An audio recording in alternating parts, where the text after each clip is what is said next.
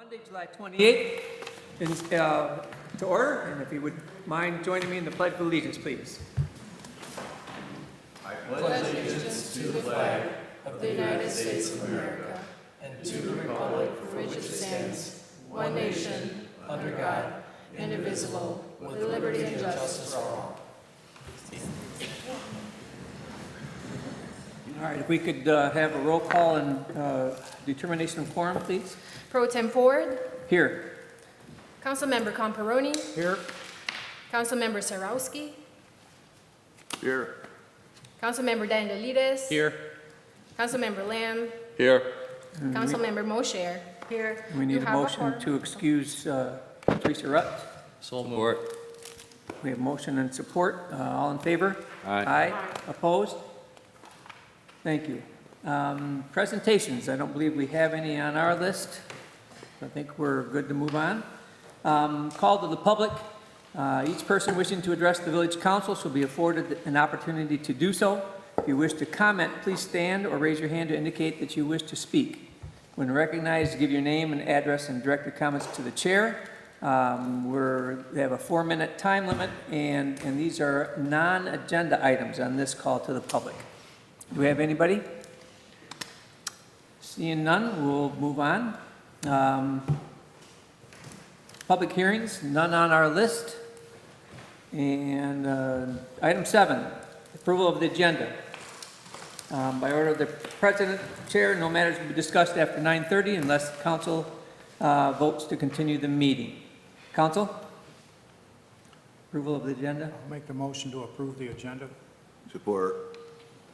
Motion and support. All those in So, favor?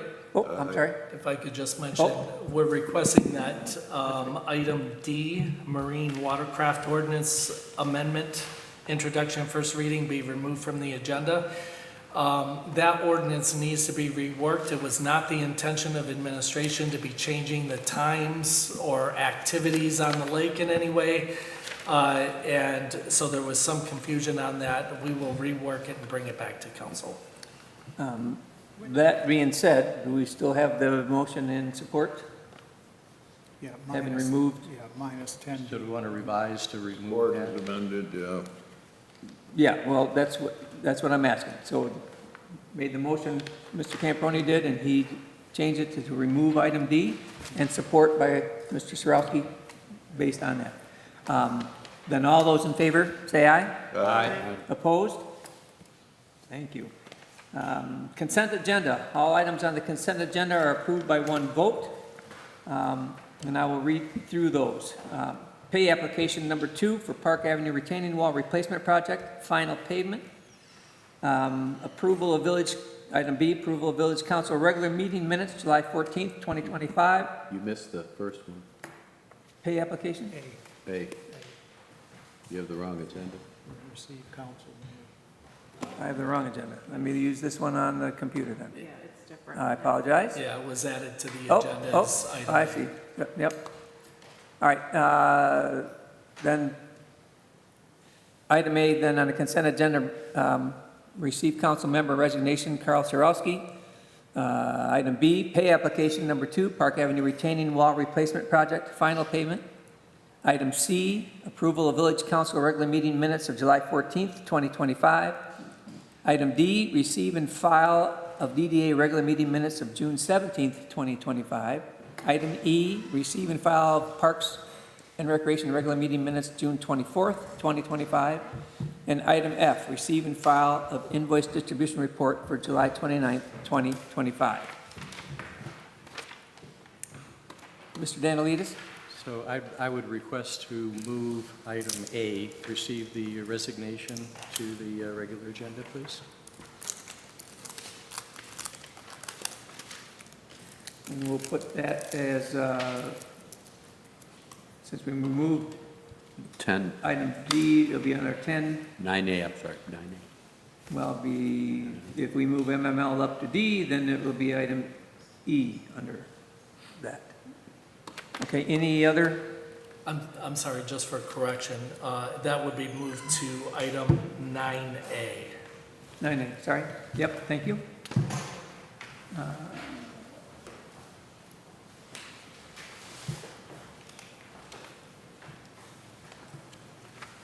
Thank you. All right, then that's the consent agenda with that removal. And we approve that? Move to approve the consent agenda with item A, move to 9A on D. And support? Support. Thank you. All those in favor, say aye. Aye. Opposed? All right. Agenda item number 10, proposal for engineering services at Water Park Basketball Court Replacement Project. Wait, we got 9A. I apologize, we moving things around. So then item 9, with Carl Sarowski's resignation. And George, you speak on that? Yeah, so, Carl, I'd just like to say thanks for your years of service. I know you were on council actually before this term, but I appreciate all you've done. I've appreciated working with you, and kind of sad to see you go. Okay, thank you for that, yeah. I'm just gonna donate back my overtime pay.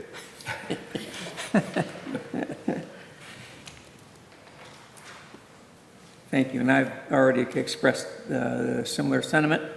It was a pleasure to have Carl with us and working with us, and I'm sure he won't entirely go away with what's going on around here. All right, now, see if I get this right. 10 on the agenda, proposal of engineering services at Water Park Basketball Court Replacement Project. Mr. McCleary. Your Honor, members of council, you're scheduled to consider approving the proposal from the village's consulting engineers to provide. They didn't do the motion to receive What- the resignation. Oh, We should make the yeah, motion. you needed a motion So for I moved to- item 9A. I move to receive and file No, you Carl's have to- resignation. You can't do that, you have to. I move to receive the resignation of Carl Sarowski from the Lake Orion Village Council effective July 28th, 2025, and to schedule for consideration to accept the resignation of council member. Now, I have a point of order here. The charter doesn't say that full council, it's illegal for us to require a full council to act on a motion. So we have a full empowered council now, we should just take care of this now. The charter says that you cannot act on a resignation at the same meeting that Okay, it's so that's not the presented, explanation that you gave. except by a unanimous vote of the council. We have one council member absent. No, we have a unanimous, so if we can take care of it now, we have a full council because we're sitting. The sitting council is the full council. If there are 4 of us, that's the full council. So I would like to move to accept Carl's resignation today.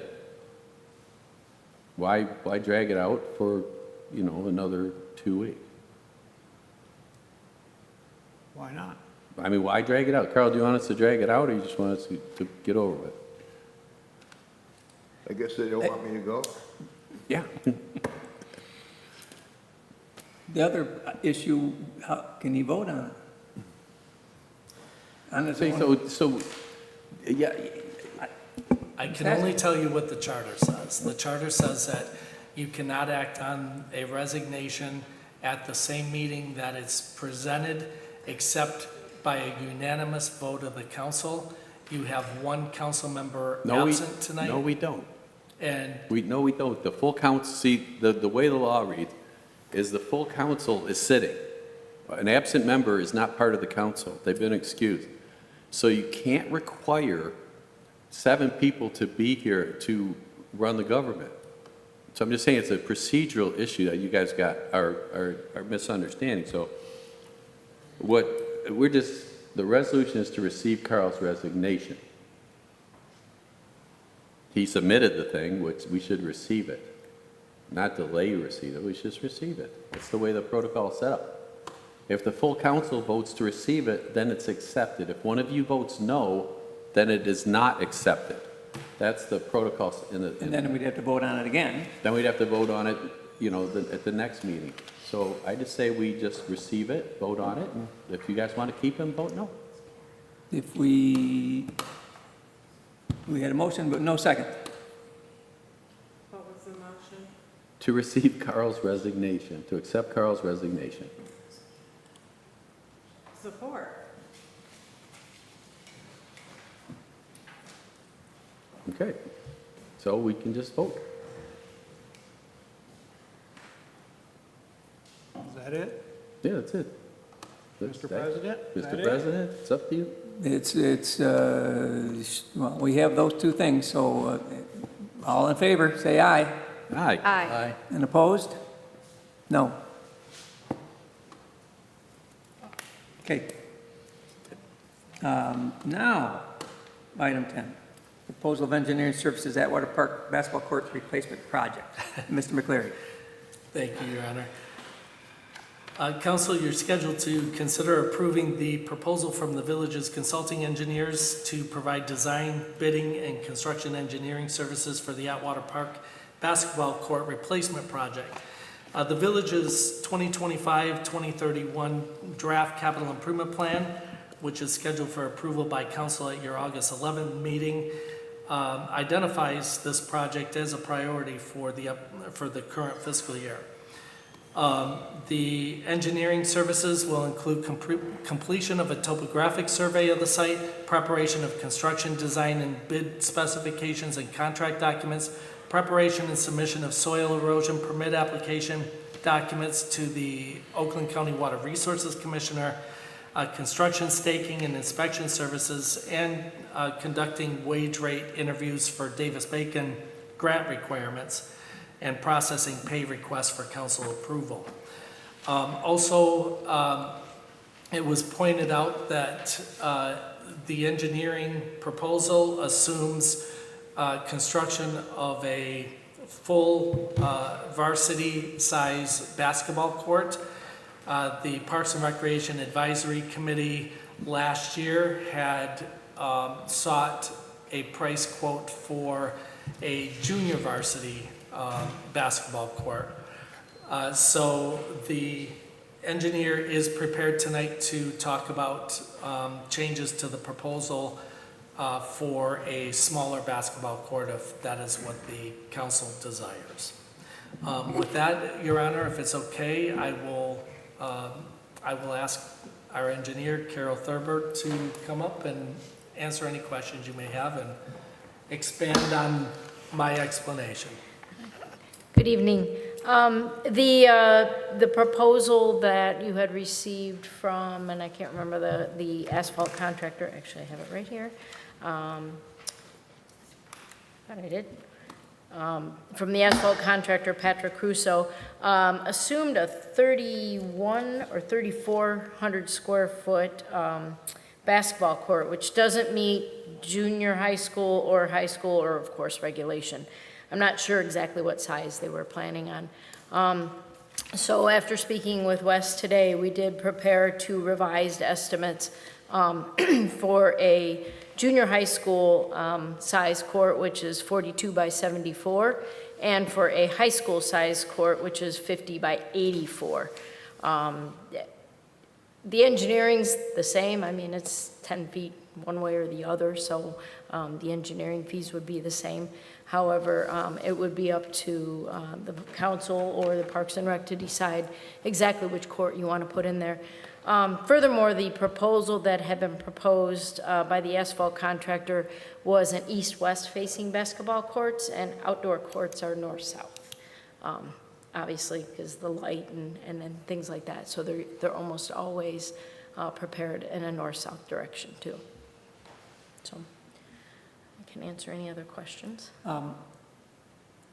It's that north-south thing that that I'm concerned with because of the street, and it's all downhill.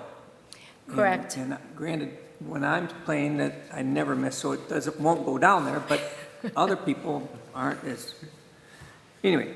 And I like the east-west, and putting in a court, whatever size would fit in that, because based on the picture, it's different. It wouldn't fit, put a full one. But I do like the east-west because of the safety part of that and balls going downhill on that. Plus, it will be a smaller court, which is also fine. If it's an engineering requirement to go north-south, I get that, and all the right reasons of the sun, et cetera. I guess my thought on that is if I was to ask you to put in a track, and the engineering things would be east-west, but I can think of 3 tracks in the Detroit metro area that run east-west, because they're all attached to football fields, which run north-south. So my question is, do we have to follow the north-south thing, and can we put in the size we want running east and west? We will go with the direction of the village. That's all I want to hear. Thank you. So we talked about the basketball court for a while, and then we agreed we'd pay 40 grand for what I thought was a half court. You know, I don't understand the small, large. There's 3,000 residents in the village, and I've yet to see a basketball hoop on my street. So there's a basketball court there now, and it needs resurfaced.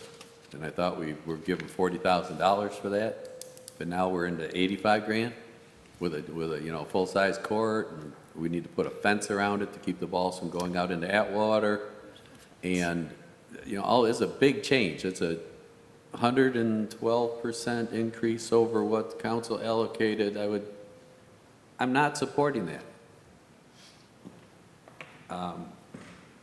It's a lot of money that we didn't budget. We have other needs. I know you don't have any control over that, and that we weren't involved in the original, which we should probably involve engineers in our original estimates.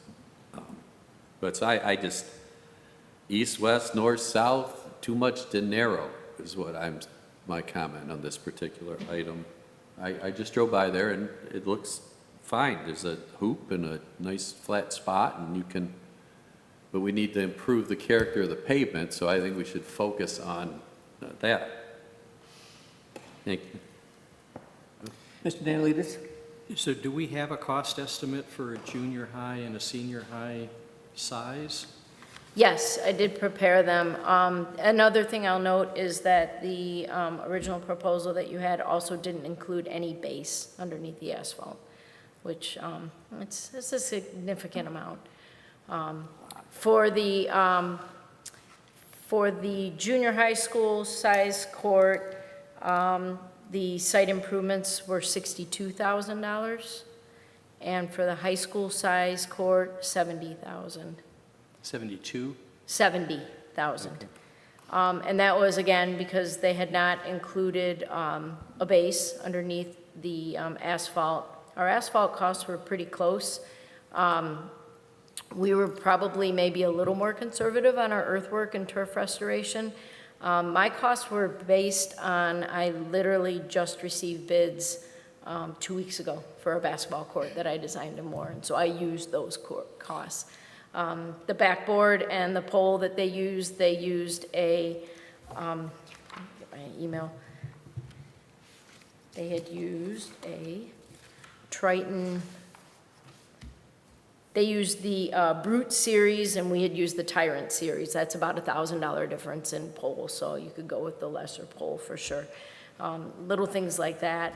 Again, the 3,400 square feet, I have no idea what dimensions they were using. I just kind of used a square root, and it's 58 by 58, so maybe they were considering a 50 by 50 court with a 4-foot buffer. Okay.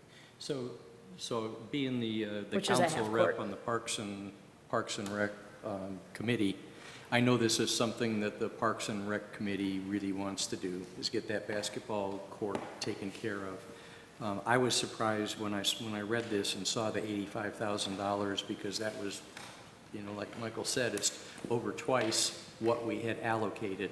So I think we need to come up with a balance here on what is the right court, how much is the right amount to spend, and then assuming that it's over the $40,000 that we've allocated, I think, we need to come to grips with how we would pay for that. But I know that the Parks and Rec committee is very committed to doing something with the basketball court there. So I support that from that perspective, but we need to understand the financial piece of it. And in my mind, I don't know that it makes sense to start engineering prior to knowing what size, north, south, east, west, what the orientation's going to be and what the real estimate is, and that we can afford to do that. Ms. Moser? So, my understanding is, right now it is north-south. It's a very large area, and I also I understand about the Parks and Rec. Well, maybe they can cough up some of the money because we did not agree to that much money. And how many people actually use this court? Do we even know this? It's a lot of money. $85,000 is unacceptable to me. $70,000 is unacceptable. $62,000 is unacceptable. For a court, we have no idea how many kids actually use. I know that's not your thing, that's the council's, but I just think it's, you know, we have ceilings falling in, and we're gonna spend this kind of money on an outdoor court that can be used a few months out of the year that we don't even know how many kids are using it. So the Parks and Rec, if they want it, maybe they can cough up some of the money.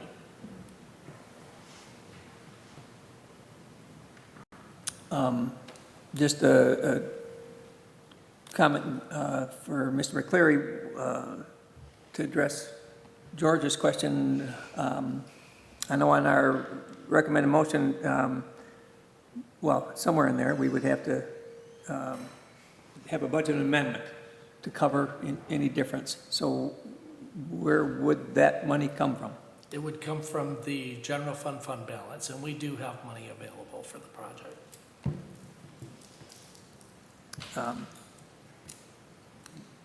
Lamb. I'm sorry. Go ahead, Mr. Lamb.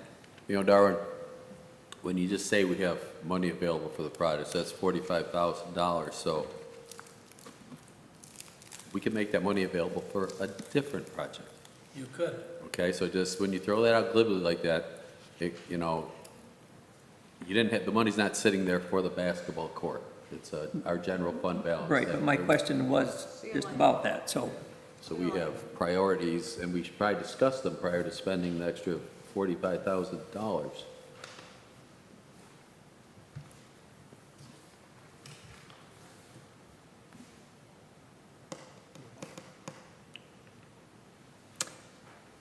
Anybody making the motion? Mr. Sarowski?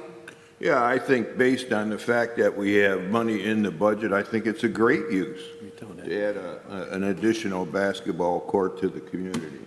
I mean, that's what we're all about, right? And I don't think they're just doing it because they want to build a basketball court. I think there's a need for it, correct? The current one is in bad shape, it's holding water, it's, So based on that, I'd like to make a motion that we support it.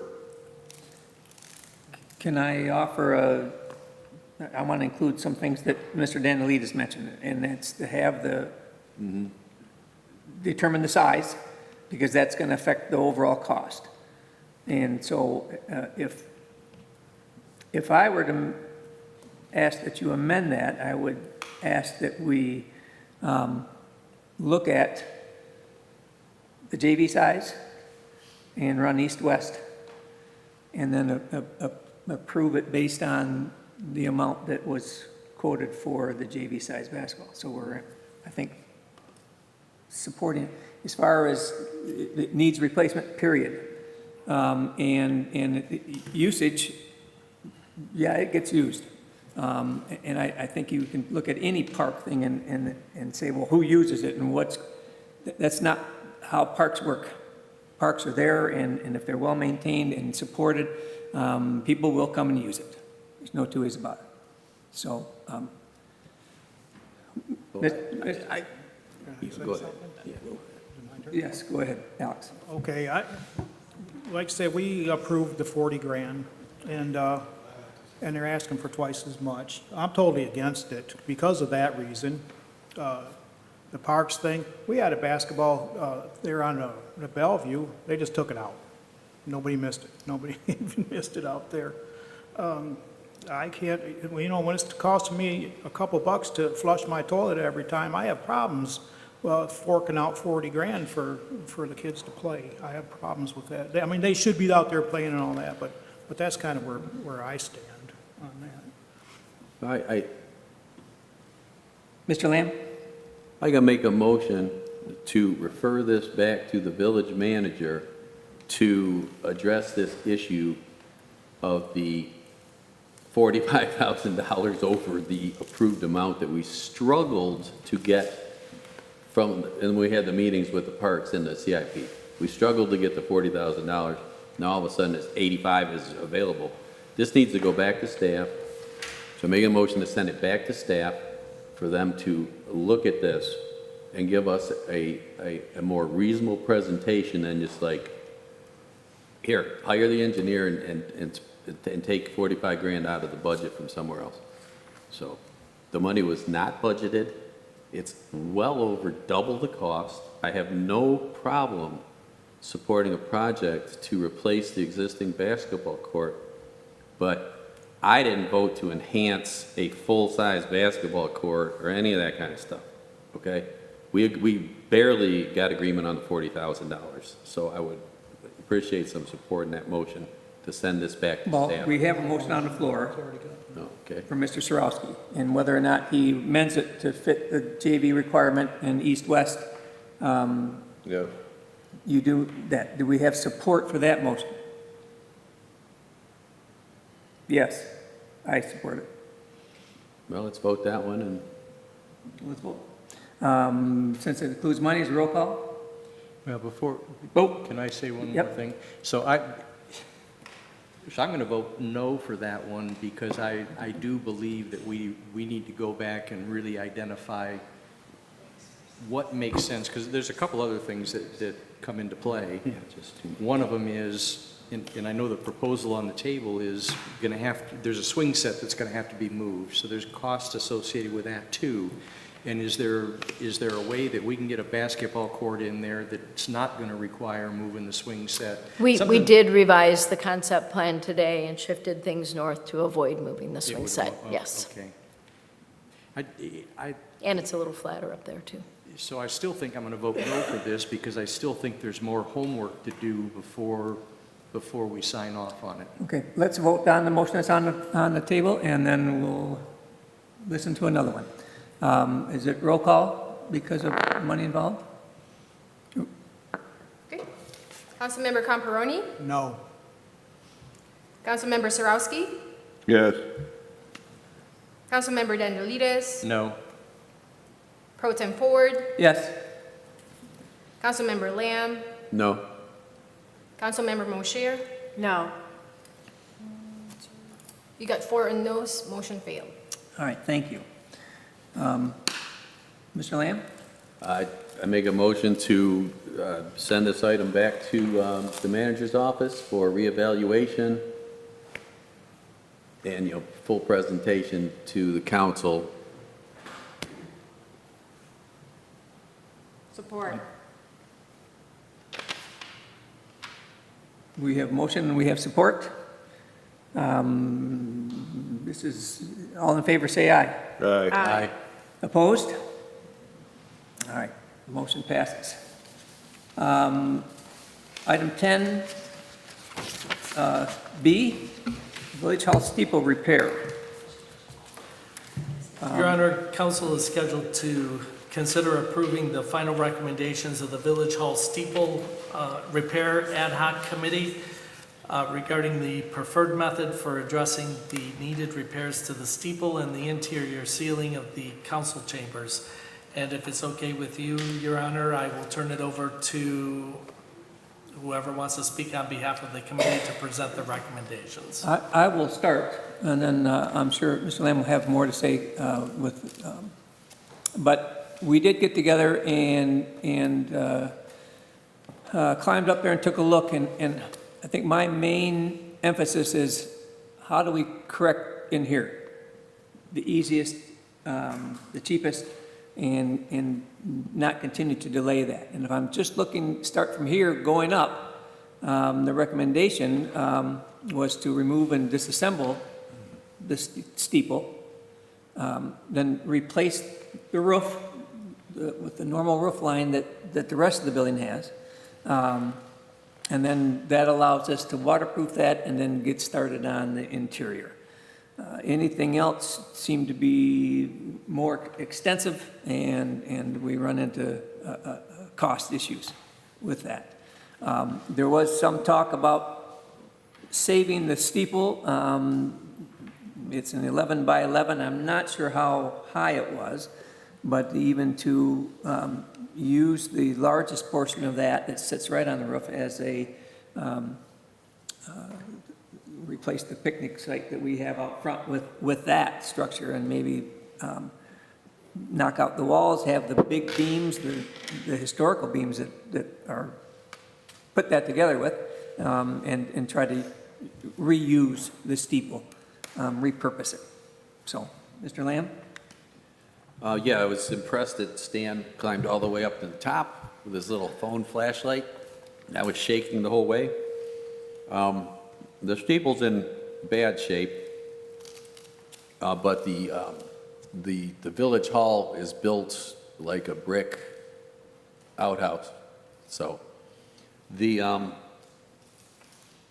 I called 5 different contractors to find out if anybody did this kind of work, and I only found one who was even willing to entertain it. So I dragged him over here with Mr. Sanchez, and it was a durable carpentry in Oxford, Mr. John Healy.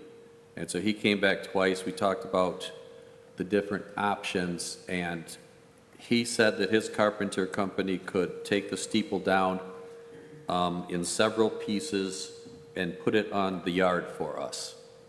He said he would rent a large crane, which he does routinely in his business, and bring one of his larger man lifts, and they would go up there, put false work on it to hold it together, and then try to lift the whole top 2 pieces down.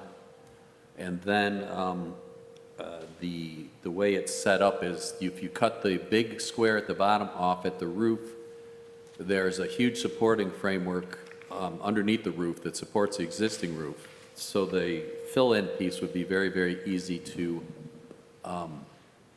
do.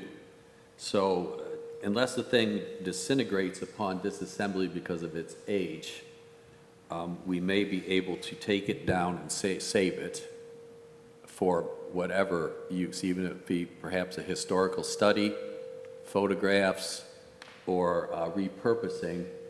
So Stan and I, we had discussed perhaps turning it into a historical type gazebo, maybe putting the old church bell back inside and setting that up out in front here like the current little porch gazebo, but having, it's got very sturdy legs and having it kind of rebuilt.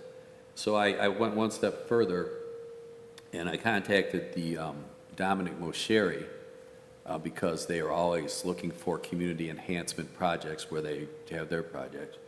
And he said that if we came up with a proposal, he would bring his team over here, which included, I think, Mr. Tringali, and they would offer us, free advice and consultation, and maybe even participation in some kind of, ancillatory process after we remove the thing from the church. So that being said, I agree with Stan. I think we should take it down. So my proposal right now, this is kind of like the basketball court.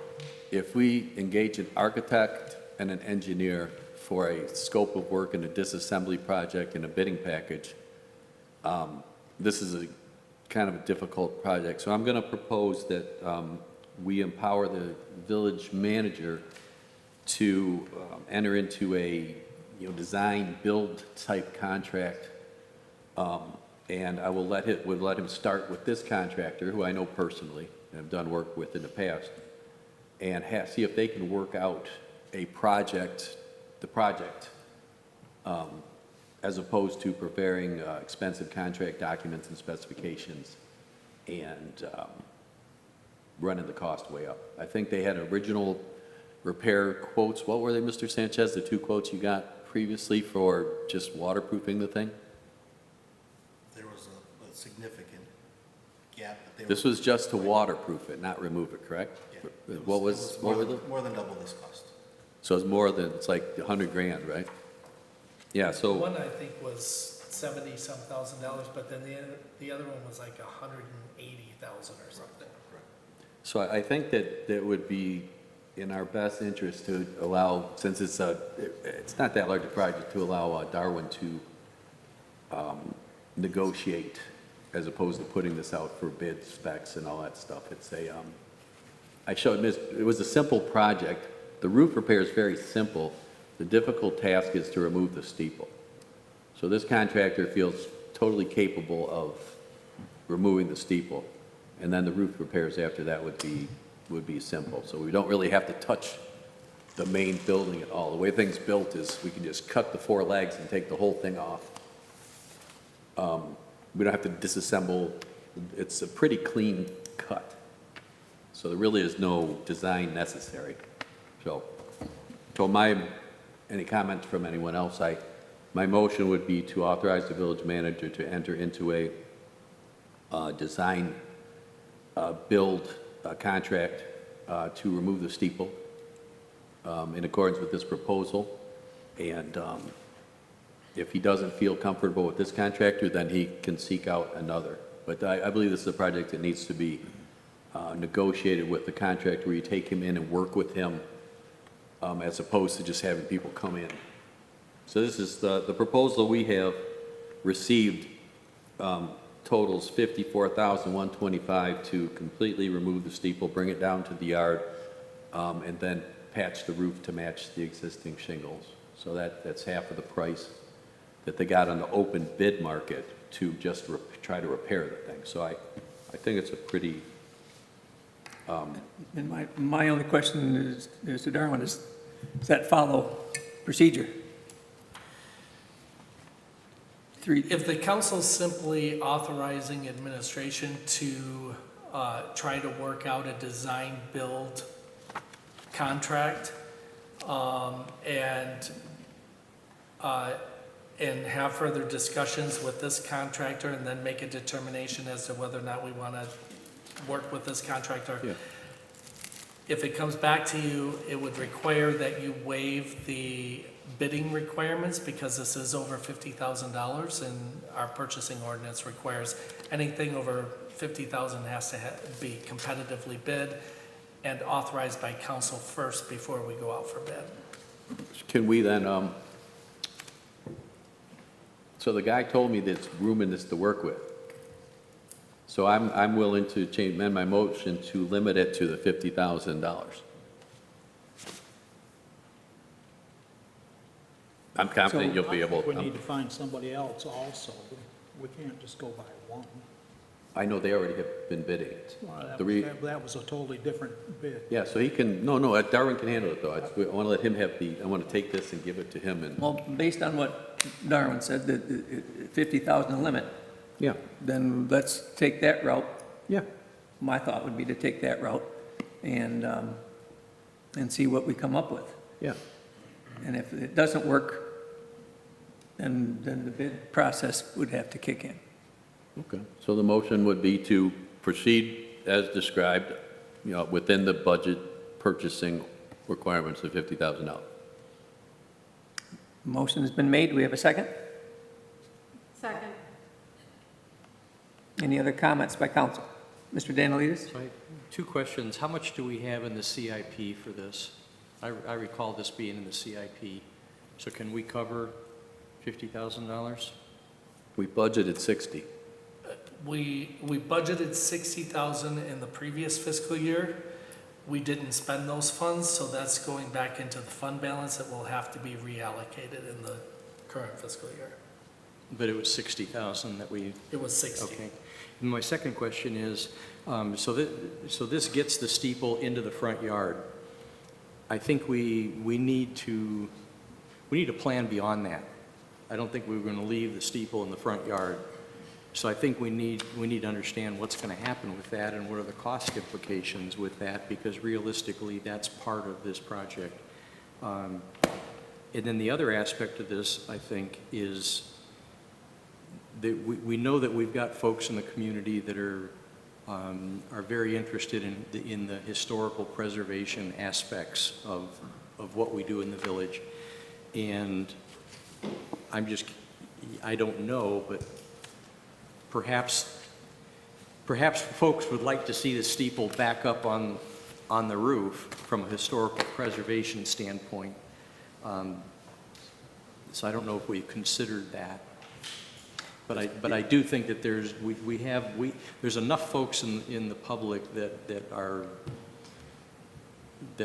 have a great importance or carry great importance on the historic preservation. I think we want to make sure that we're considering that. Okay, thank you. Mr. Lamb? So we did discuss that. That was the major discussion of the whole committee was the historical preservation. So the plan is to leave the supporting framework in the roof. It's actually inside the roof. There's a huge timber frame up there, and we're proposing to leave that. And then we decided that in order to determine, the thing needs to be brought down no matter what. That's the bottom line. Once it's down on the ground, we can determine whether any portions of it are still worth serviceable. But doing that, it's almost impossible for us to analyze the structure up there, especially the spire, because there's no access to the interior of it. And in order to investigate or work on it, we would have to scaffold around the entire steeple in order to do a forensic investigation of the structure. So we figured, when we say sitting in the yard, we want to bring it down so that we can then analyze it and see where we want to go with that. So Stan came up with the idea of a historical preservation in the yard, but if the community wants to rebuild it with durable, modern, waterproof materials, we have looked at several examples of other projects in the area where they had built this very similar looking steeples and put them on, was it a golf course or a convention center? And, but the costs are, we're talking hundreds of thousands of dollars. It was like a two-phase project, too. We did talk about repurposing it down here, but again, it depends on the condition it is once we remove it. And then, you know, seeing down the line, seeing if we couldn't put it back up. That was discussed, and because we were concerned about the historical value of it. Yeah, for sure. Any other council comments? No, we had a public comment. Mr. Stevens?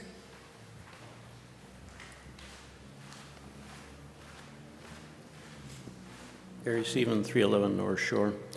The village in 2006 applied for and got a registry on the National Historic Records, and this building is mentioned in that as far as a church. I hope that if we do the modifications that are being proposed, that we don't screw up, excuse the phrase, the National Registry for the district. Thank you. Mr. Gibb?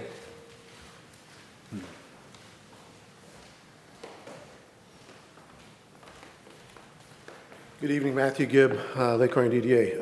I agree with Mr. Lamb and Mr. Ford in the process of it all. Taking an aggressive move in historic preservation where you find qualified contractors that know what they're doing and do it in a way that exposes and examines what you're in for is a way that you can really manage cost within your long-term project. Doing it as a second phase, Mr. Ford, is the most appropriate way to think about this project. You can always go back up, preserve what Mr. Stevens is saying. At that point, you can engage in a different way the public to look at what they're actually saving. Like if you were to go to the public right now and say, are you willing to join something that would save the old steeple? Everybody would say, well, what are we doing? You don't know what you're doing because you need to get it down or you need to get it secure with competent qualified. So going after a design build process where you can do as-builts after it's completed is significantly the most cost-effective way you can do this. So I applaud you for looking at it. I think it's smart.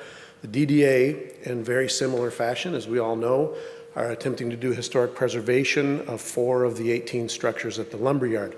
We have taken the same approach. All we're doing to date right now is getting significant historic construction expertise to preserve the structural capacity of what's there. We're not doing anything new, we're not putting wiring in, all that comes next in the form of engineering and architectural.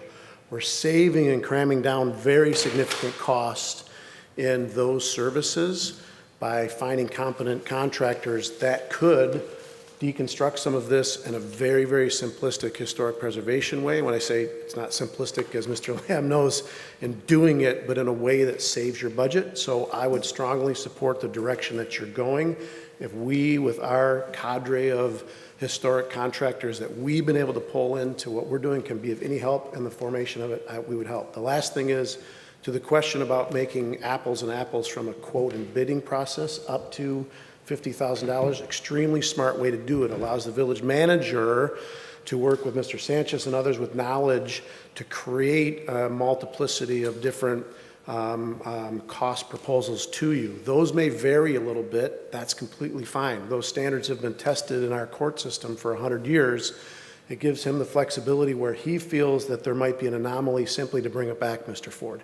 If he's got 3 or 4 different proposals at cost and he feels that they might be just different enough, he can bring it back here. But at least then you're dealing with what you know, because someone with expertise has gotten up there. So I applaud the effort and the direction. It's exactly what we're doing at the lumberyard, and it's a smart way to do it. Thank you. Mrs. Ford?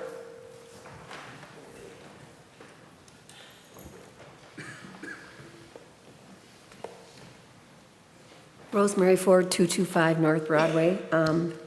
I too have heard about the steeple, and I agree that right now, in order to get this roof repaired, we need to dismantle it, but they're speaking of securing the timbers. I do think that's so important because it is historical. So there has been talk of taking that section off and putting it down possibly where there's some, I don't even know what you call this little cement square over here, and placing it for people to look at. But I do think in the long run, the Historical Society would like to possibly get involved in helping to save it.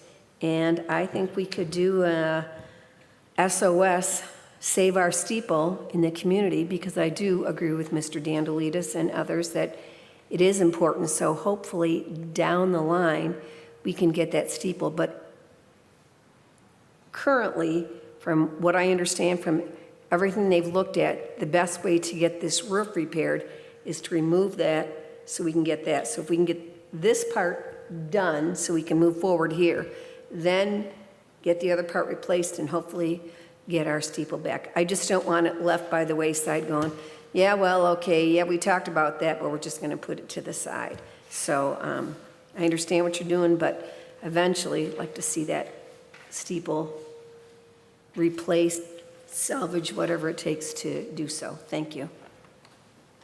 Thank you. Any other public comment? Mr. Lamb, I think you had a thought about a motion here. I thought I made one. Did we get a second on it? Yeah. Okay, and can we hear that motion again? Motion to authorize the village manager to work on an agreement with the contractor to remove the steeple, but if he's not comfortable with the contractor, can seek out other companies within the 50,000 limit. I That's think what I think what we said was a motion to authorize the village manager to enter into a design-build style contract. Okay, I corrected that, to work on a design build. To remove the steeple and secure it, and then close the roof up and within the $50,000 budgetary limit, if possible.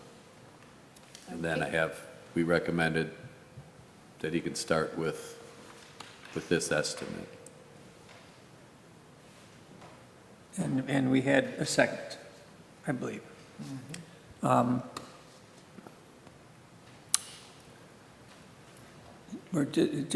think we can just, we don't need a roll call, I don't think. No, it's no money involved. No contract yet. Yeah, okay. So we have a motion, we have a second, so all those in favor say aye. Aye. Those opposed? Motion passed. All right. Item C, Orion Township Paint Creek Ridge Subdivision Storm Sewer Improvement Project. Mr. McCleary. Your Honor, council is scheduled to consider adopting a resolution finding that the Village of Lake Orion and its East Lawn Cemetery property derives no benefit from the proposed Orion Township Paint Creek Ridge Subdivision Storm Sewer Improvement Project, and that the village will not participate in any payment or assume any responsibility for the Paint Creek Ridge Subdivision drainage system. The resolution further authorizes a license agreement to permit Orion Township and its contractors to temporarily use the village's East Lawn Cemetery property to access the Paint Creek Ridge Subdivision storm sewer facilities to complete their improvement project. The village's East Lawn Cemetery is located within Orion Township and abuts the Paint Creek Ridge subdivision immediately on the north. The cemetery property is a dominant property that has always drained to the Paint Creek Ridge subdivision subservient property even before the development of the subdivision. Orion Township has a recorded a recorded agreement with the developers of the subdivision, assigning responsibility for construction and maintenance of the subdivision's storm sewer facilities to the developer and any subsequent property owners within the subdivision as a condition of approval of the development of the subdivision. The village was not consulted on, nor is it a party to that agreement. However, the village does desire to be a good neighbor by permitting the use of the village's property for access to the project construction site and for stockpiling materials and equipment for the project. Orion Township estimates that the use of the village's property for project site access reduces the cost of the project by about 50%. I provided you with a copy of the proposed resolution that was drafted by the village attorney. Council? I'll make a motion to adopt a resolution to enter into a temporary intergovernmental license agreement with the Charter Township of Orion for temporary use of village property for the Township Paint Creek Ridge Subdivision Storm Sewer Improvement Project, and to not become financially or physically responsible for the project, and to authorize the village manager to execute the license agreement on behalf of the village. Support. We have a motion and we have support. All those, any comments? Sorry. Yeah, I'd like to commend the village attorney on very cautiously and carefully protecting from obligating us in any fashion for this. I think she did a fine job on the agreement and deserves notice. Any other comments? Mr. Danielides. Has this been shared with the township? It has. Okay, so they understand what we're doing and why? This was presented to the township supervisor late last week. Any public comment? All right.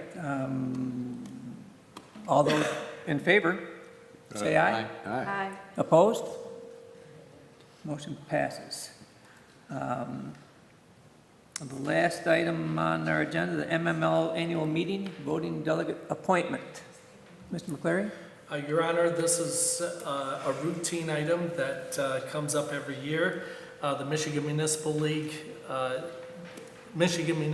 annual convention will be held in Grand Rapids from September 17th through the 19th.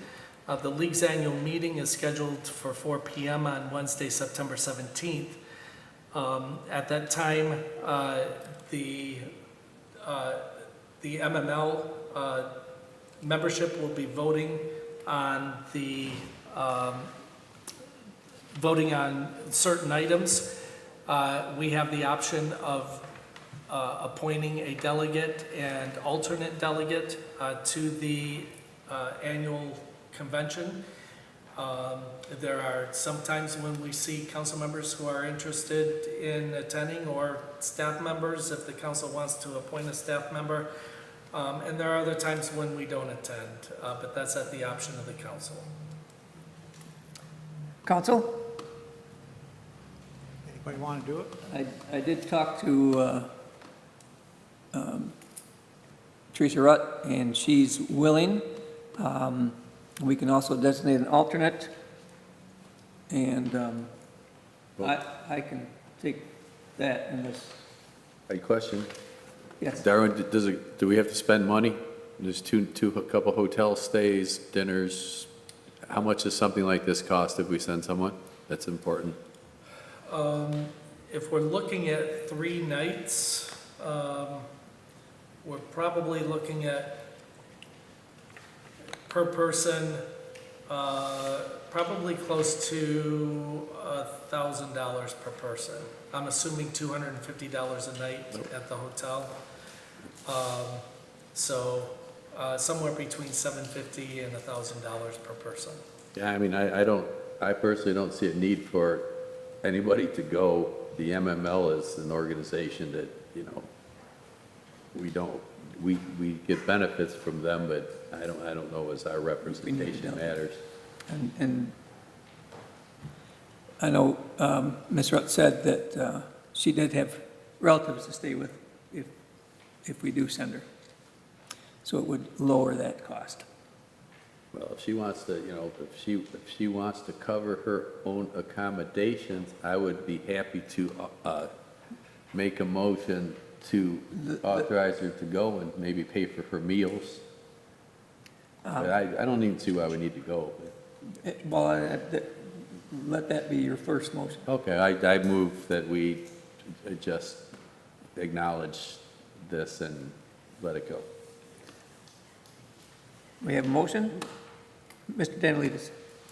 Do you want to get a second first, I guess? I thought you were gonna, okay. Discussion? I got a question. Yes, well, let's get a second, and then we can discuss. I will second that. And now, Mr. Danielides. So we would only send one person though, right? We wouldn't send the alternate. That is what we would anticipate, sending either the delegate, or if the delegate could not attend, then the alternate. Okay, so It's just a party trip. in my mind, so for $1,000, I think there's value in maybe not so much us being represented, but I think the collaboration, I think the networking, I think there's some value in that. And I think for $1,000, I think it's worth it. And I guess not having ever been, I'd wonder if it would make more sense to have somebody from the staff go. And I don't know if anybody's interested, but go and represent us and do some of that networking. Just my thought. I networked with the MML during the circus downtown thing. I called them up and talked to them. Talked to the director of the MML, and you just call them up and talk to them. They're all there for us. We pay dues and stuff. So I need to go have coffee with them in Grand Rapids. You know, if you want to be on their board, you want to be on the MML board, we can send you and you can nominate yourself, but If my wife were to have a knee surgery that week, I would be volunteering to go. Mr. Camperoni. I think we should send somebody. I think it's worth it. It's well worth the money. And it's well worth giving them an extra kickback, give them a little cash to spend, you know, and have a good time and represent Lake Orion and the village of Lake Orion the best that they can. Because it does matter to be seen and heard and represented. So, yeah, I think we should go ahead and send somebody. Any public comment?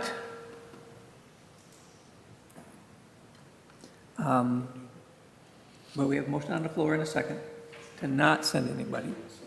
So let's vote on that, and then, I think we have a public. oh, did I miss? Is there, oh. Mrs. Ford. 225 North Broadway, all I was going to say is I concur with the two that said they feel that it would be important for us to go. I think it's valuable in that you're networking, so you're meeting people from other communities. You might meet people from municipalities that have similar situations that we do, that you can get information from, not to mention the workshops. So in the scheme of things, $1,000 really isn't anything, and that person can come back and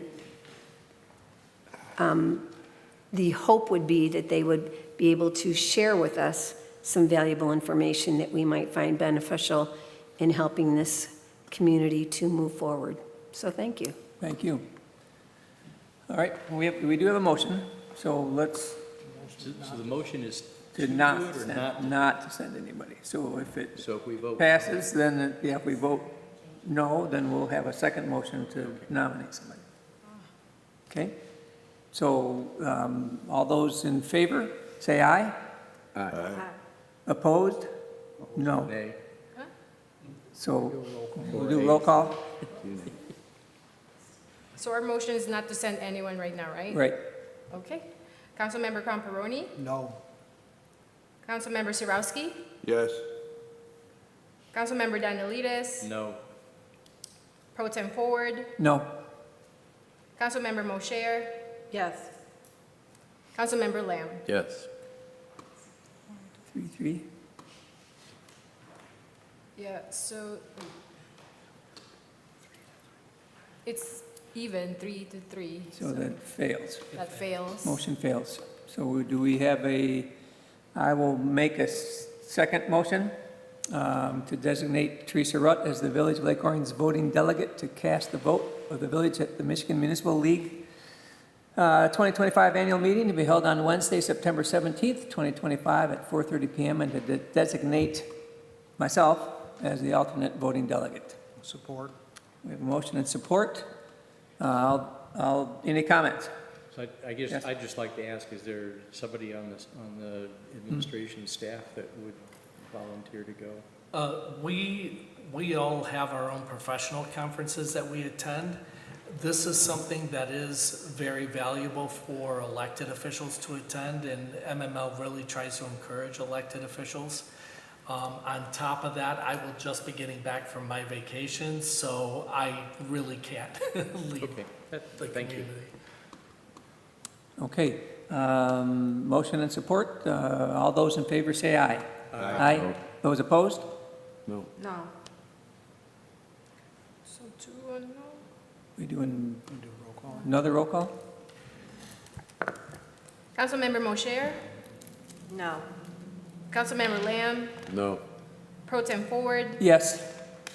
Councilmember Danielides? Yes. Councilmember Sirowski? Yes. And Councilmember Comparoni? Yes. 4 and yeses, motion passes. Thank you. So I have a question. Darwin, so did we authorize any money? Or are you just gonna pay up? You have authorized President Rett to attend the MML conference. So we didn't, The village council department budget includes an appropriation of $3,500 for education and conferences and travel. So there are funds available. Okay, I'm good. You budget, it's in the budget, and they said, yeah, we're done. All right. Item 11, call to the public. Again, there's a 4-minute time limit. Any public comments? Mr. Stevens?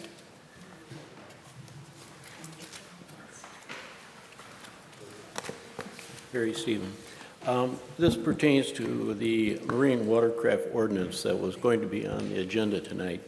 I'd like to suggest that maybe we have one of your subcommittees be involved in addressing what needs to be put into that ordinance. And I would suggest that Lola should have a representation on that, and others who might be interested in the welfare of the lake.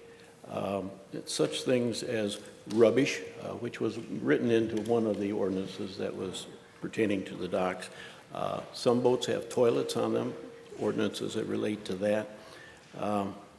Fouling, which is dropping of oil and other things into the water, speed limits, and noise.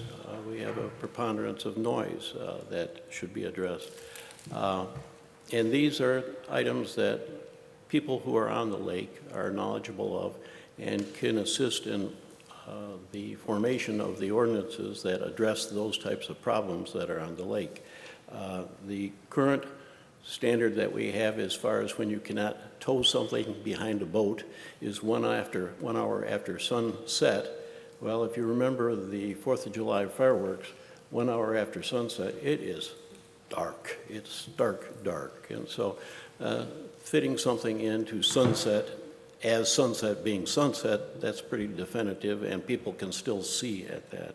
So I think that just generally, I applaud the cancellation or supposed cancellation of the existing ordinances they have, but I would suggest that as we put new ordinances in, that the community ought to be involved in assisting of the writing of those ordinances. And I think this is a case for when a special limited group, 3 councilmen and then others who might be involved or interested would be involved in making recommendations for that ordinance. Thank you.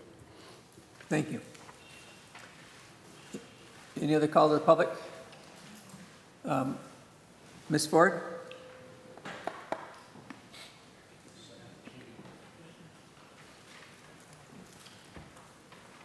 Rosemary Ford, 225 North Broadway. Just want to comment about the proposal for the engineering services for the Atwater Park basketball court. Extremely disappointed. We did not realize it was going to be $85,000.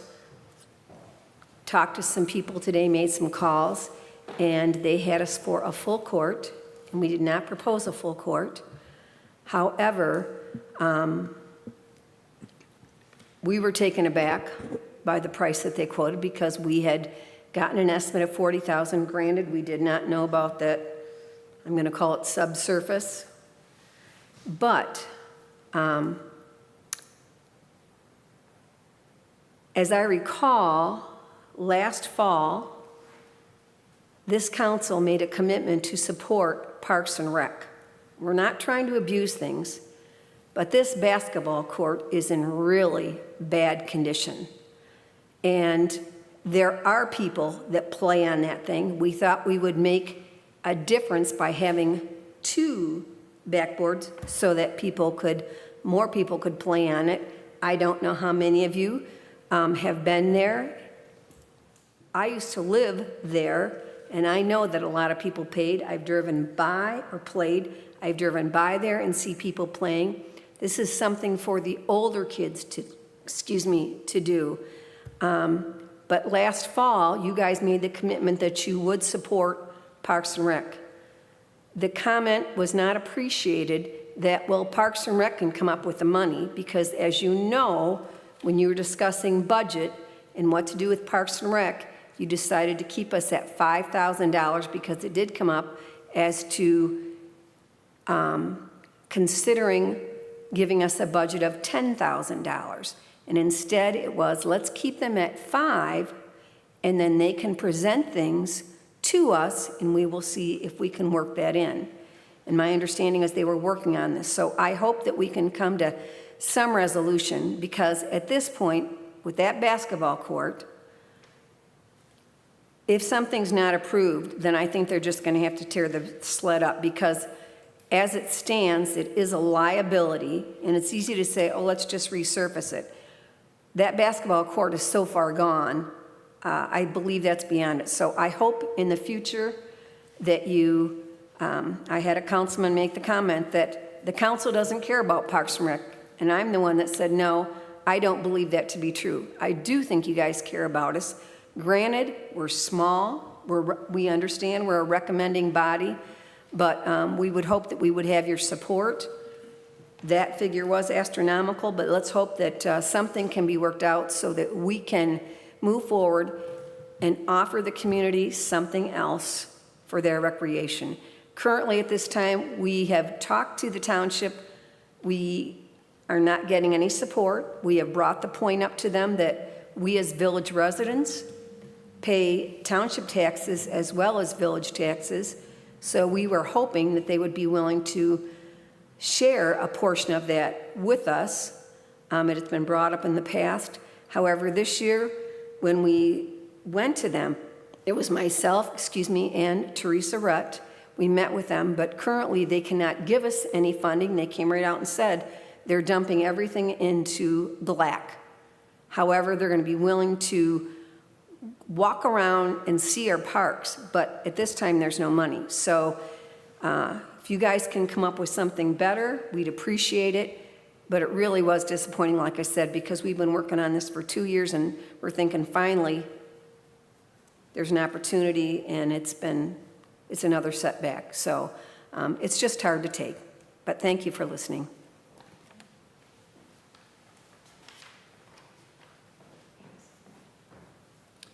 Any other public comment? Yes. Hi, Christy Garbasic. I can't even say my name. Christy Garbasic, 290 Bellevue. Also on Parks and Rec Advisory Committee, and I'm here to also speak, reiterate some of the same things that Mrs. Ford just said regarding the basketball court. Maybe a little bit more of a timeline that I thought maybe would help put you at understanding some of the concerns. In August of 2023, our committee decided to start the discussion of the basketball court based on community comments regarding the court, the basketball quality. At that time, the DPW mentioned possibly using some of the concrete that they had, using their own abilities to take the court out and replace the concrete. Moving forward, that seemed to not be something that was going to happen, and so in May of 2024, the recommendation from the DPW to get in touch with Birmingham Seal was made, and so we contacted Birmingham Seal and received a quote from Birmingham Seal for about $35,000, $433 for a 2,500 square foot court. And by the way, all of this is in the minutes of Parks and Rec on our budget sheet, so if you ever want to look at it. At that time, the DPW thought possibly we could get a better price for that basketball court, and so they then made some phone calls, and in September of 2024, Hutch Paving came through with a price of $33,965,000 at a slightly larger square foot of 3,400 square foot basketball court. That is what we presented to you as council, and that was what you then approved in November of 2024. 2 months later, council approved the CDBG funds to be used towards that basketball court, and the rest to be funded up to $40,000. I'm personally not aware where this double price came from, this, increase in price of 80 some more $1,000. So there was a commitment from the council to say, hey, we're going to support a project of the parks. We have 6 parks in our village. We have the only large change that's been made to our parks was in 2023 of our playgrounds, and that was the DDA supported one of them, and a grant supported one of them. So to have a big project done to the parks has been quite a while for the council. So I'm just here to say that I hope that you continue to support something that we can do to improve the beautification, the safety, the use. Like Mrs. Ford said, something that the residents of our community feel that they're proud to be called a park. So that I just hope that that is a thought, and I think that we should continue to go forward with the basketball court. And thank you for always your time in supporting us. Thank you. Mr. Gibb?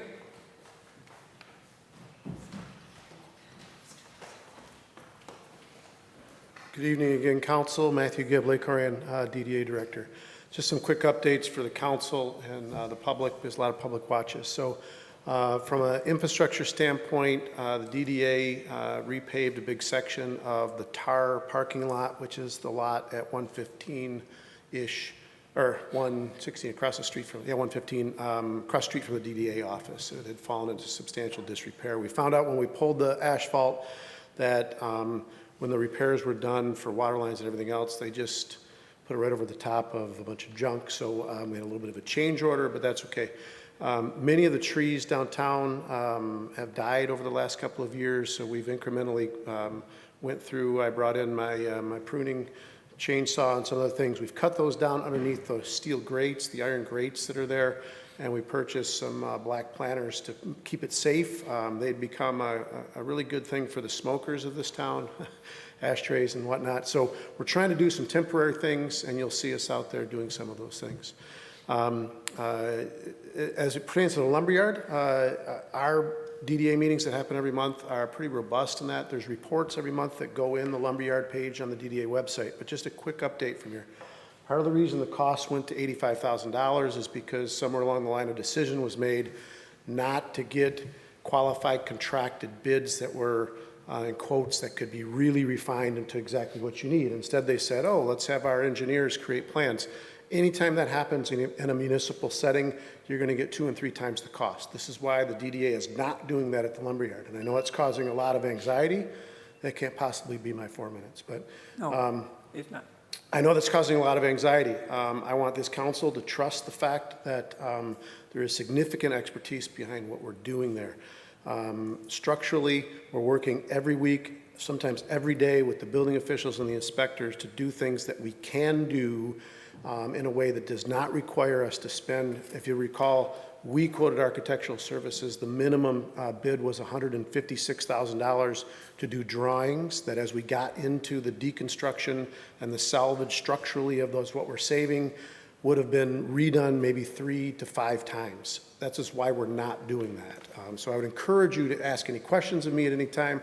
Mr. Dandelides and I are going to meet again tomorrow to keep this project. Now, what does that mean for you? We are not building anything new, and we are not putting new tenants in there. We're not doing any of that without pursuing a full site plan. Now, here's a distinction that happened tonight.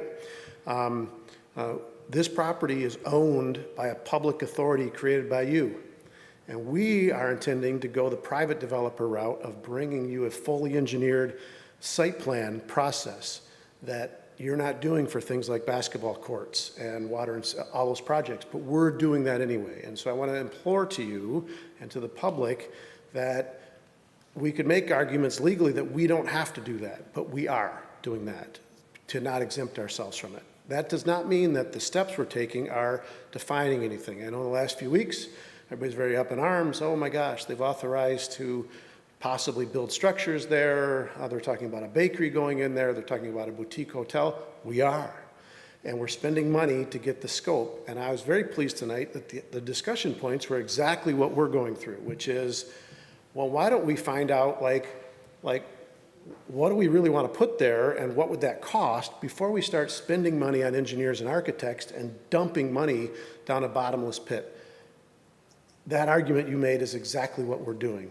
We are spending smaller amounts of money and calculated risk to define the types of structures that we could put at this site so that we can go to PEA, who we've been spending money on, and bring you a fully engineered site plan. So the project is getting to that stage, as we always said. We're about 45, almost 60 days behind schedule, but we're getting there. We're getting very, very close to that. So I'd encourage everybody to check out the website, contact me at any time. Go forward. I'm copied somehow on several email chains of everybody complaining about everything. So I'm trying to keep up, but I'm not weighing in response because it's almost comical. The easiest answer is our door is open every day of the week, even Fridays when the village is closed. Just come see us and come see me. Send me a message. We can respond. We can show you plans. We can do all those things. So we want to try to keep you up as best we can. I'm coming forward with things. I would say, just as a general development update, People don't know certain things are going on. The high school project, which all of you approved many years ago and has been going through incarnations, they received a recommitment of the MEDC package in the last 30 days. That means that they're moving forward. They have to get the private financing on that project approved by the MEDC and the strategic fund. I believe that they will. My best guess is they will. That means they will start construction on that this fall. You will know if they don't get that, it's early September that they will get final authority on that package being approved at the state level. If it is, they're a go. If it's not, hard to say what's going to happen. So it sounds to me like that's going to be a go going forward. I'm super pleased, last thing I'll say, with our chief. He and I and our teams have been working very closely together on the new contract we have. The new officer got appointed. We can already see an impact on that. Code enforcement, we're working more collaboratively now. The grease trap issue that's downtown, his team has been doing their end. We've been doing our end on the grease trap. We're exploring with the providers whether they could actually put those in the basement of those restaurant uses and then use pumping technology. If we can do that, they would take them off the street altogether.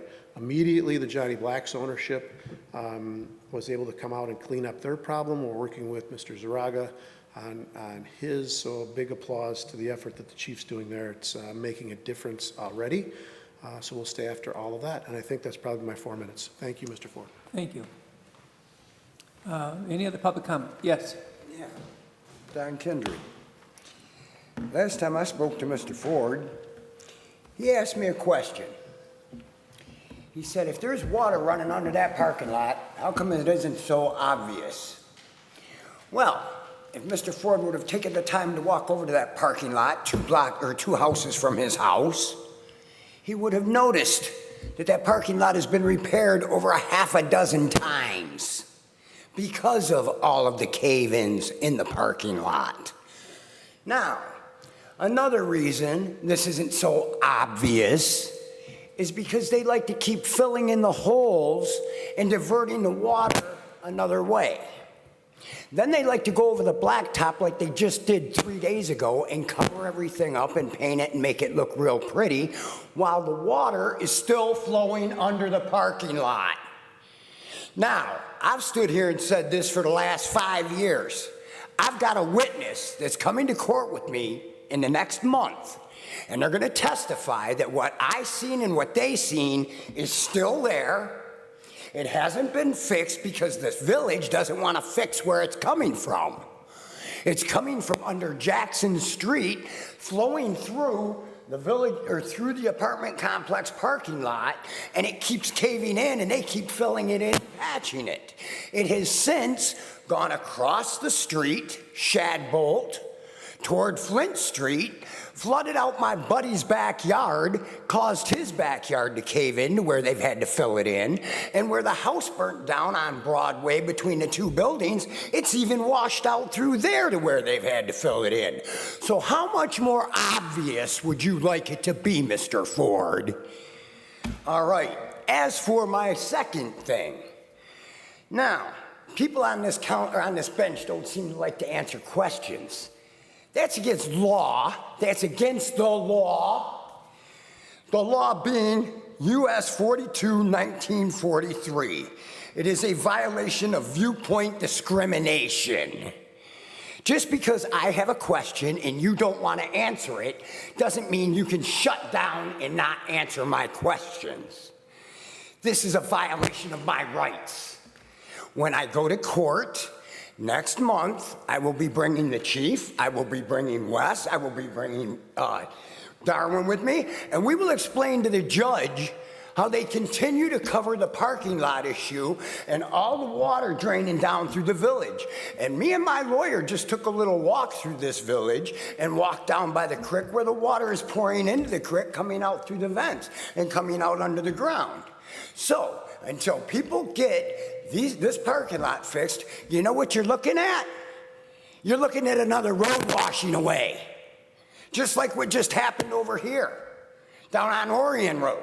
And I've been saying this for 5 years, yet you people want to keep covering it up because you don't want to spend the money to fix what's under Jackson Street. It's going to cave in sooner or later. then me and my lawyer are going to be right here to file a lawsuit against the village because we warned you.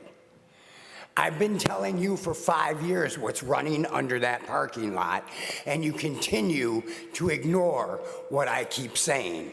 Now, when I go to court, I've got witnesses that also seen with their own eyes what I seen under that parking lot.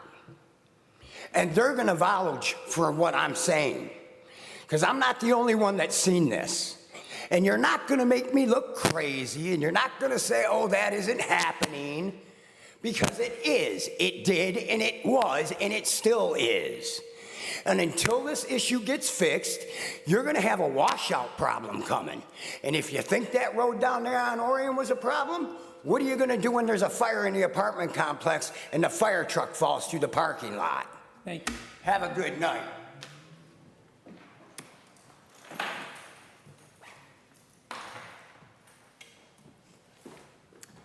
All right, well, we have on the agenda next, council comments. Mr. Lamb. Thank you, Mr. Ford, now that we know your name so well. My comments tonight are going to start with the parks. It seems like we're being rough on the parks, but we are the stewards of the people's money, and we had previously made an agreement to spend the money in a certain fashion, and we weren't consulted on this at all. So I was looking at this estimate by the engineers, and I've heard the parks people came up and said like 2,500 square feet for the court, blah, blah, blah. This quote says 7,200 square feet of basketball court. That's what this quote says. It says 270 square yards of stone. The stone doesn't match the square footage of the asphalt. I think, God bless our engineers there. I'm one of the ones that recommended hiring them, but I think that this estimate has got some deficiencies in it.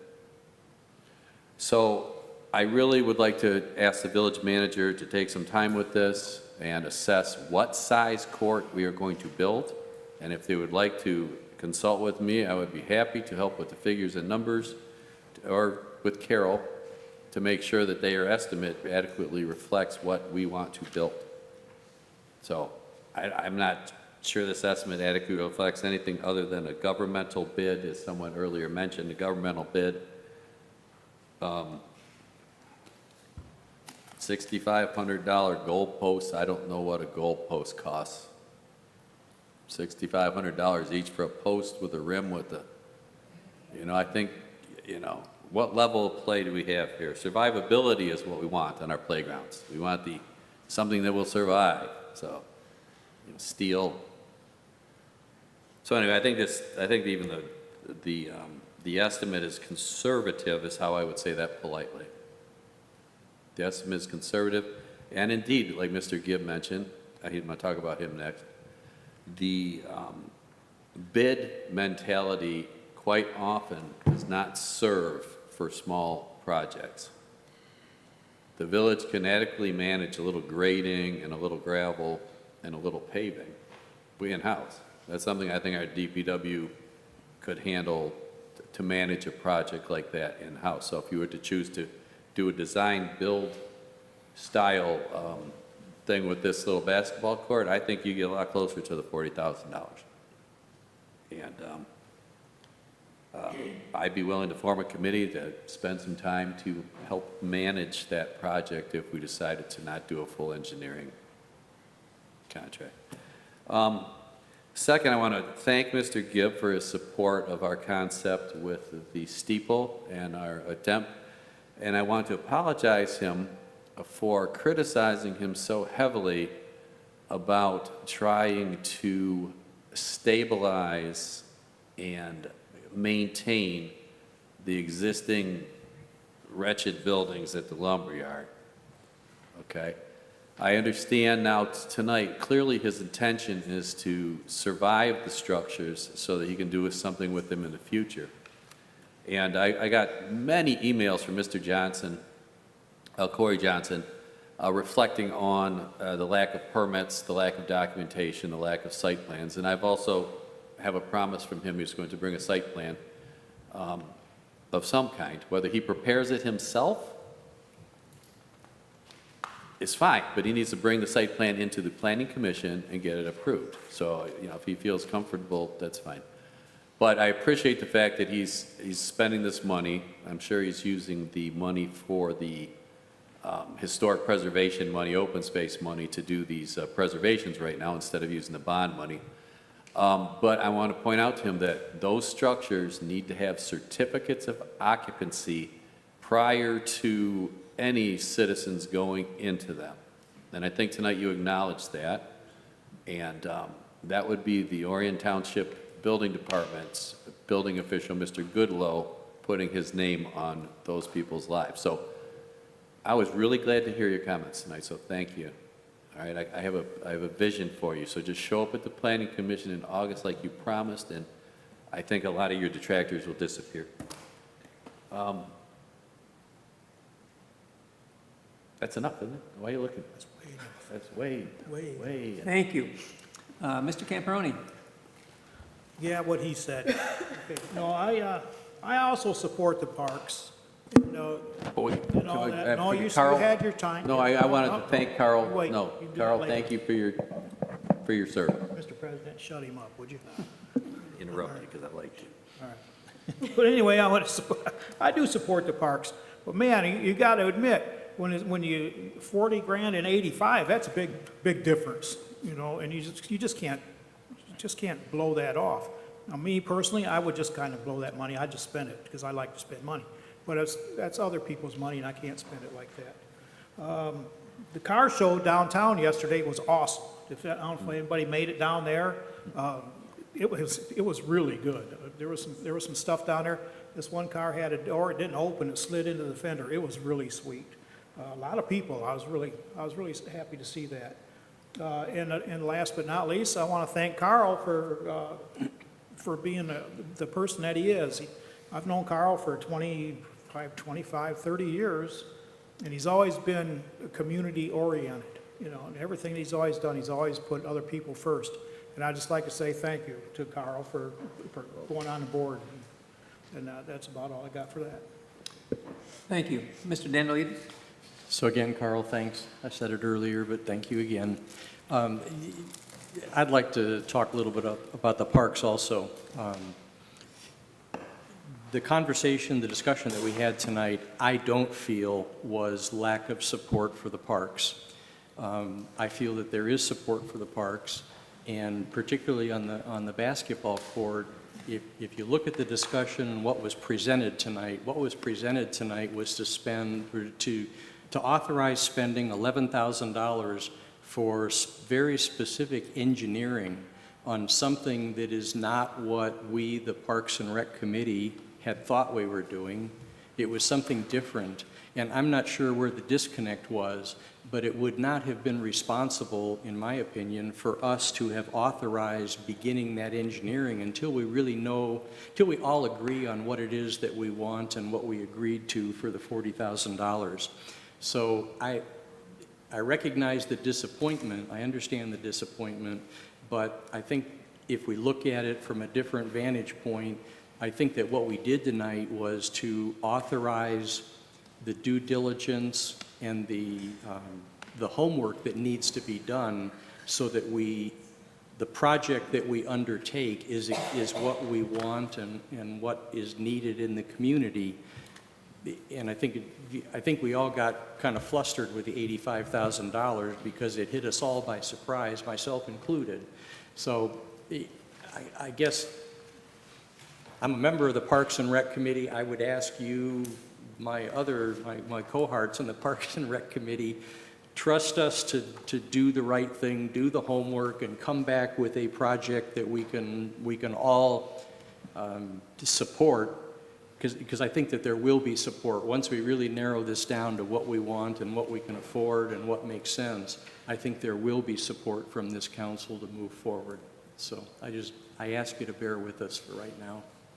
Thanks. Ms. Mosier? Well, as always, I want to thank the residents for coming, and it's my turn to talk about the basketball court now.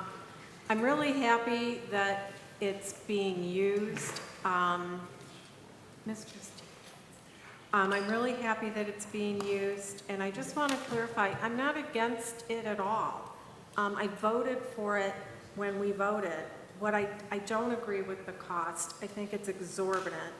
I hope that there can be a solution that we can come to. I know that Parks and Rec has worked really hard to get this basketball court, and I just want to clarify that it just was shocking to see how it could double in price like that. So I do think there has to be another alternative, and I think we have to look at some other options because that's crazy. But I just want to say I'm all for Parks and Rec. I'm all for the basketball court. I'm just not for that kind of money to be spent.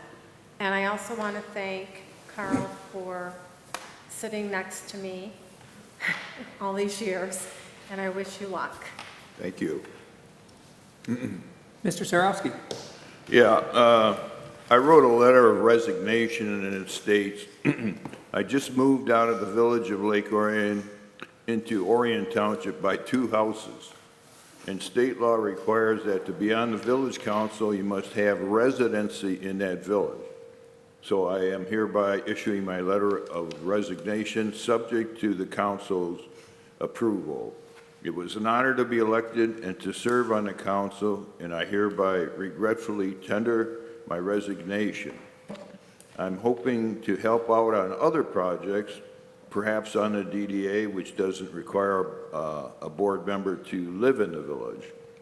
I have a business office in the village, and I've lived here for many years, and I'm not going to go away.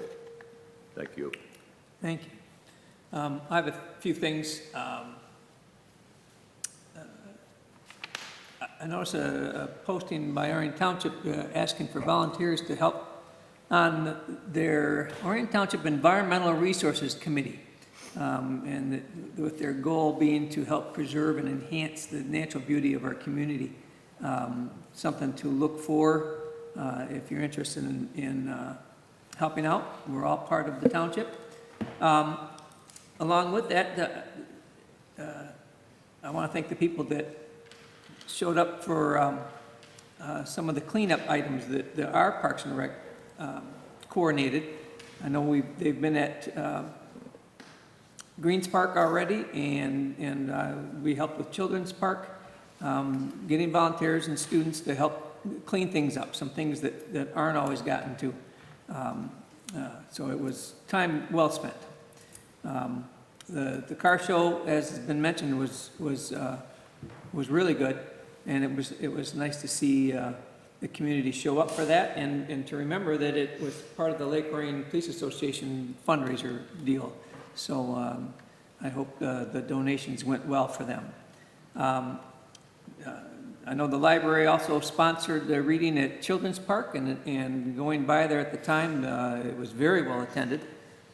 Just things that are going on downtown.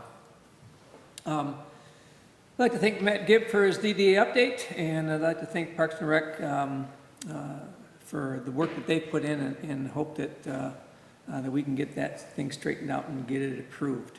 I do sit on the Pink Creek Trail Commission, and we have had a meeting a little while ago. They're still working, they're interviewing candidates for the Pink Creek Trail manager still, trying to get that position filled,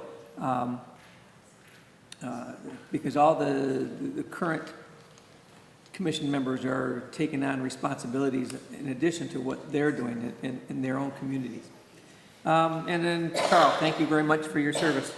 It's been a pleasure to be on council with you, and we look forward to seeing you in a different environment. That's all I have. Darwin. Thank you, Your Honor. First of all, I too want to echo the sentiments to Councilmember Sarowski. I want to say that it has been my honor and pleasure to have had the opportunity to work with you. And we appreciate so much your service to our community. And Carl, we wish you all the best. I'm thrilled to hear that you're interested in serving on the DDA Board of Directors, and I hope that you have that conversation with President Rutt. Your Honor, I provided you with updates on the Children's Park Pedestrian Bridge Replacement Project and the North Shore Storm Drainage Improvement Project, and I also provided a listing of some important upcoming dates. That's all I have for tonight, Your Honor. Thank you. And I guess we're looking at, Carl. Carl can make it. no closed session items and no business from that, so Carl? Move to adjourn. Support. move to adjourn has been made and support. All those in favor say aye. Aye. Opposed? Meeting adjourned.